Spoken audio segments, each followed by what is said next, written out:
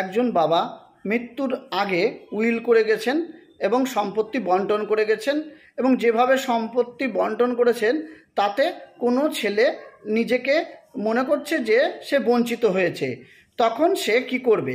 দেখুন, যদি এরকম সিচুয়েশন তৈরি হয় তাহলে সে কোর্টে গিয়ে সে কিন্তু তার বিহিত চাইতে পারে। সেক্ষেত্রে দেখতে হবে সম্পত্তিটি বাবার নিজের কষ্টার্জিত সম্পত্তি বা স্ব-অর্জিত সম্পত্তি কিনা, বা সম্পত্তিটি পৈতৃক সম্পত্তি কিনা, অর্থাৎ ঠাকুরদার সম্পত্তি বা পূর্বপুরুষের সম্পত্তি কিনা, এবং সেই সম্পত্তি 4 প্রজন্ম পর্যন্ত বা তার আগে পর্যন্ত বাবার কাছে আসছে কিনা। যদি বাবার কাছে 4 প্রজন্ম শেষ হয়ে যায় তাহলে কিন্তু বাবা সেই উইল করে দিতে পারে, এবং আপনি নিজেকে বঞ্চিত মনে করলেও সেই সম্পত্তি কিছুতেই আপনি পেতে পারেন না।